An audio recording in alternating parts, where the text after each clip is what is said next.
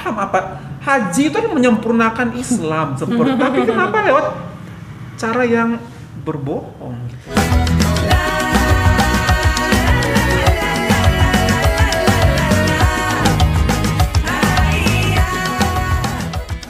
Hi everyone, welcome back to my channel and this is About Sastra. Alhamdulillahirrahmanirrahim. Okay everyone, thank you so much for clicking this video to stop by to watch us. And today I'm not alone, we have Halantika. Hai Sika, gimana kabar? Alhamdulillah. And also we have Assalamualaikum everyone, Aziz here again. Waalaikumsalam, thank you so much for coming Mr. Aziz and Mistika. Nah, ngomong-ngomong tentang haji, gimana nih guys? Aduh abang, kalau dengerin berita-berita zaman sekarang ya di Indonesia tentang haji itu kayak sedih. Menunggu haji antrian itu sampai 20 tahun, coba bayangkan. Itu saya memang mungkin terjadi di negara-negara lain juga. Katanya di Malaysia juga lebih lama. Iya. Bukan saja masalah menunggu 25 tahun untuk haji, biaya haji juga makin membengkak setiap tahunnya. Ada satu lagi mengenai soal haji. Kalau di Indonesia tuh biasanya orang pulang haji tuh nanti kayak ada gelarnya, titelnya. Benar nggak di Indonesia tuh gitu kan beberapa ya? Haji Aziz, gitu. Amin. Haji Sastra. Amin, Allahumma amin. Kalau di Malaysia begitu nggak sih? Kayak aku lihat kayak bisa beberapa atau orang-orang yang pernah kita ketemui udah haji 5 kali 6 kali juga panggil aja Abang Zem. Nggak jadi Pak Haji. Nggak ada. Gitu nggak sih kalau di Malaysia ada panggilannya nggak ya? Aku juga nggak tahu. Tahu nggak sih kalian panggilan haji itu dapat dari mana? Dari mana? Itu dari orang Belanda waktu itu menjajah kita. Kemudian kalangan-kalangan yang sudah kalangan-kalangan santri yang sudah naik beribadah haji dipanggilnya haji, itu adalah gelar dari orang-orang Belanda justru. Sebenarnya aturannya memang tidak ada Tidak ada. Bahkan Nabi Muhammad sendiri pun berhaji kan tidak pakai Haji Muhammad jadinya. Haji Muhammad SAW kan nggak begitu gitu. Jadi memang ya itu jadinya malah turun temurun menjadi sebuah prestise gitu ya. Pokoknya kalau udah naik haji nggak dipanggil haji aku marah gitu. Gitu kan ada orang begitu kan, ada orang begitu. Bu, saya udah haji, tolong panggil haji gitu kan, ada juga yang begitu gitu kan. Padahal haji yang mabrur itu adalah bukan itunya tapi ketika kita bisa menjadi lebih baik, menjadi lebih bermanfaat gitu ya, menjadi terlihat lebih ikhlas, lebih tulus, lebih taat juga, lebih bertakwa gitu. Bagaimana dia menghayati haji itu, perjalanan haji itu. Karena memang haji itu ada kesempurnaan. Ya, menyempurnakan rukun Islam seperti itu. Jadi ya, Islam adalah rahmatan lil alamin. Jadi jadikan diri kita sebagai rahmatan lil alamin setelah kita mengkomplitkan rukun Islam. Dan menunaikan ibadah haji itu bagi yang mampu, itu bukan hanya mampu secara finansial, tapi sudah mampukah kita berhaji dari tempat yang dulunya kita berkarakter masih kurang baik gitu ya, setelah pulang haji kita menjadi lebih baik dan lebih bertakwa, menjalankan segala hal yang diperintahkan, menjauhi segala hal yang dilarang gitu. Jadi intinya kalau mau pergi haji itu benar-benar harus dengan sesuatu yang semua bagus. Iya, ini gitu ya. Harus justru bukan saat sudah pulang dari hajinya, dari sebelum berangkat hajinya kita sudah mulai menanggalkan keduniawian kita gitu. Kayak egoisan kita karena kan di sana kita nggak pernah tahu apakah kita berpulang di sana atau tidak gitu. Jadi memang betul-betul makanya orang-orang tuh banyak yang menangis ketika melepaskan keluarganya, anggota keluarganya untuk berangkat karena we never know gitu, apakah Allah ingin menjemputnya di tempat yang terbaik gitu ya, ataukah bagaimana. Karena bahkan kalau di beberapa budaya Mister dan Mistika, orang naik haji itu setiap malam Jumat itu dibacakan Yasin.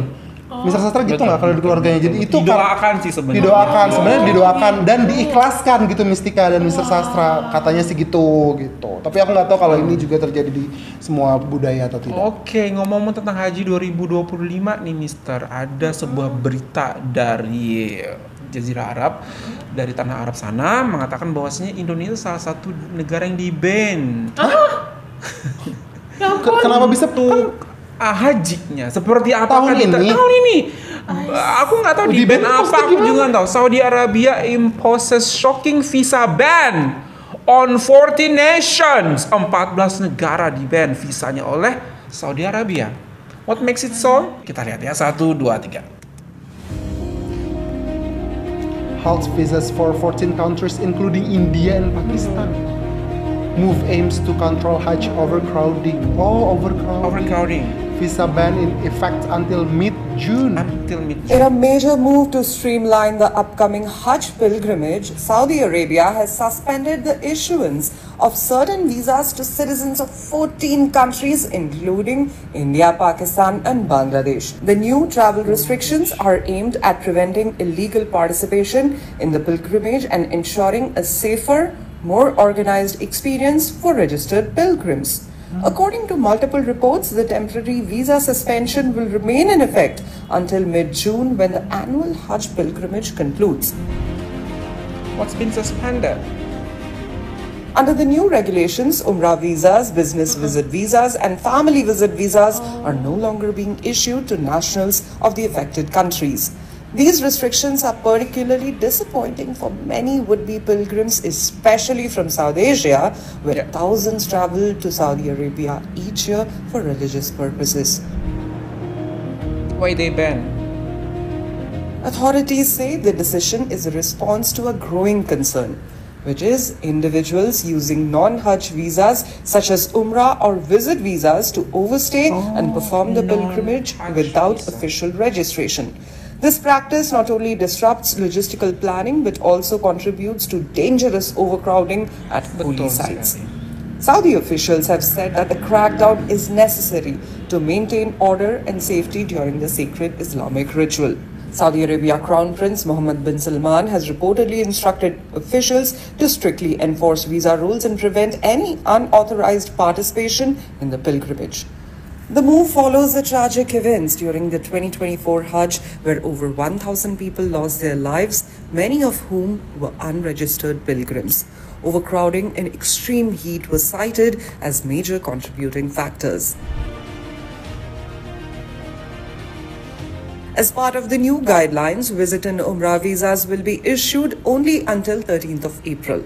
After that, no new visas in these categories will be granted to travelers from the affected nations until after the Hajj period. Who's the factor? While the official list includes 13 confirmed countries, reports suggest one more country remains unnamed. The 13 countries identified so far are India, Pakistan, Bangladesh, Egypt, Indonesia, Iraq, Nigeria, Jordan, Algeria, Sudan, Ethiopia, Tunisia, and Yemen. The temporary visa ban is a part of a broader initiative by Saudi Arabia to ensure a smooth, secure, and tragedy-free Hajj season. For now, the focus is on managing the flow of pilgrims through proper channels and preventing the chaos of unregulated crowds.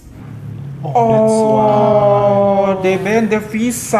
They ban the visa temporarily. Buat orang-orang yang tidak menggunakan visa haji. Betul. Jadi visa umroh atau mereka perpanjang tinggal di sana dan sekaligus untuk melakukan haji. Itu bukannya berbohong ya? Itu unregistered. Berbohong kan?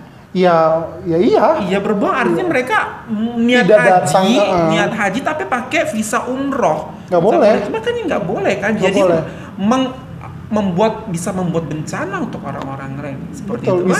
bisa affect orang-orang yang akan berangkat. Kenapa bisa seperti itu? Mereka nggak paham apa haji itu kan menyempurnakan Islam seperti tapi kenapa lewat cara yang berbohong gitu loh, beribadah padahal Mister.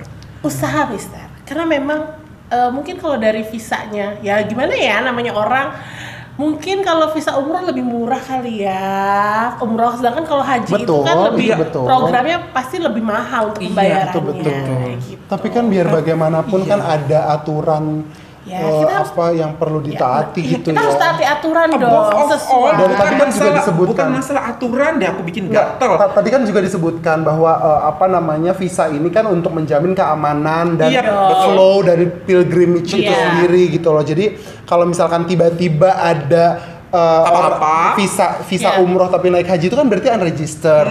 Tapi di satu sisi pemerintah Arab Saudi kan juga tetap perlu untuk melindungi gitu. Tapi terus kalau terjadi apa-apa tapi nggak register gimana? Itu kan secara administrasi akan menyulitkan bukan juga. Saja gitu melindungi sih. mereka tapi melindungi orang lain juga yang sudah register secara betul gitu loh, Mister. Dan selain itu, yang namanya jemaah haji itu kan dijamin secara insurance kan gitu, Mistika dan Mister Sastra.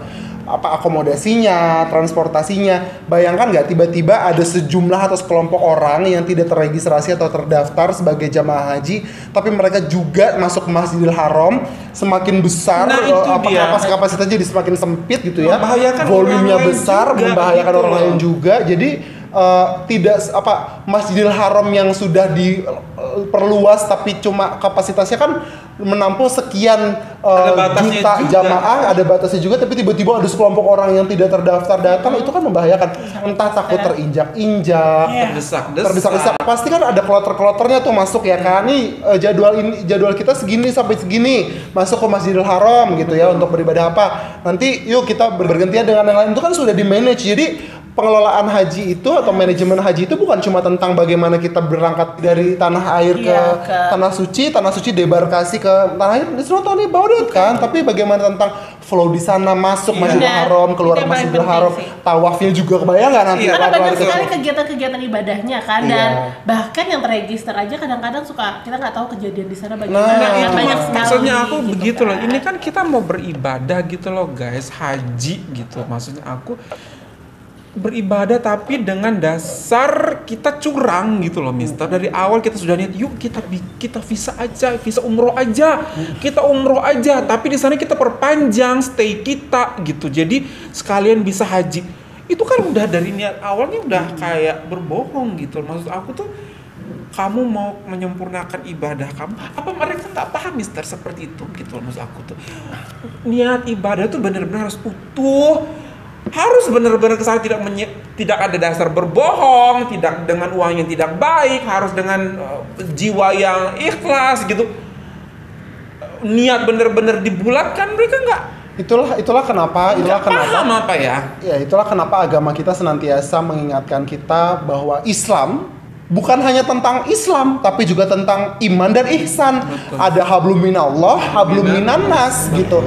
Jangan sampai ketika hubungan kita sama Allah kita rasanya baik, kita mengabaikan hablum minannasnya. Oh ya udahlah, yang penting aku sama Allah, aku sholat, aku puasa, aku zakat, aku segala macam. Aku sempurna gitu ya. Udah nanti ya sama orang nggak usah mengucapkan salam, itu simpel gitu ya. Nggak usah berbuat baik. Karena aku paling sempurna nanti. Betul, termasuk ini. Karena aku paling sempurna, merasa paling sempurna gitu.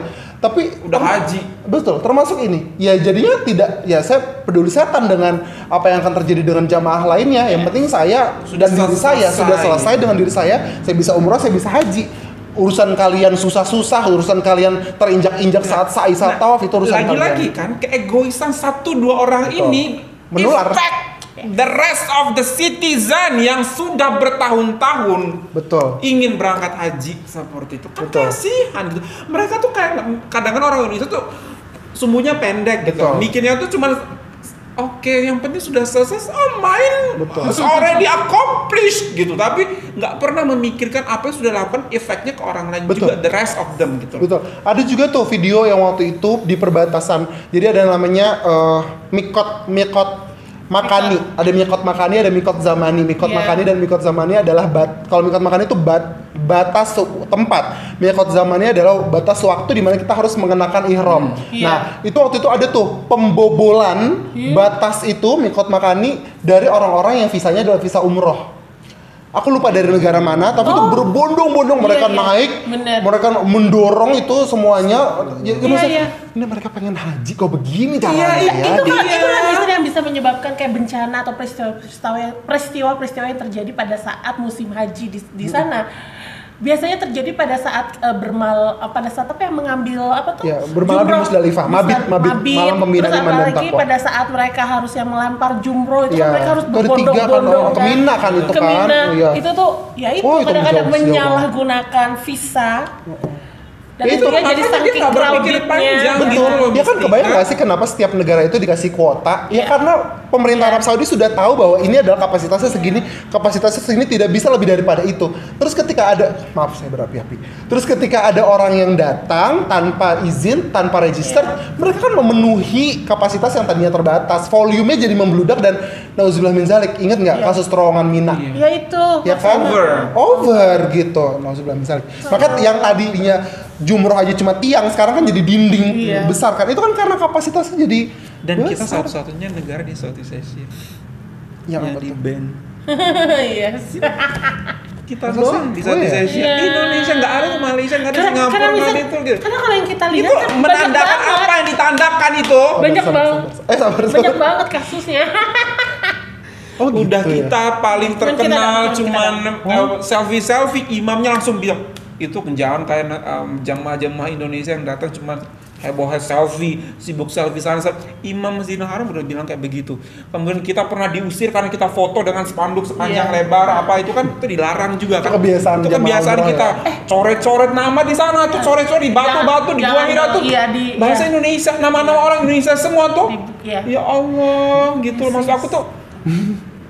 Di ban ujung-ujungnya kan. Ya Allah, please guys, yang mau berpikir untuk melakukan itu, mohon dilakukan. Kami Ini belum ke sana soalnya. beribadah guys, ini tuh beribadah, berbuat baik. Kalau berbuat baik ya harus awalnya itu emang baik, niatnya baik, latar belakangnya juga baik gitu loh, caranya juga baik. Kayak mana mau beribadah tapi kamu curang di awal, kamu udah berbohong di awal seperti itu.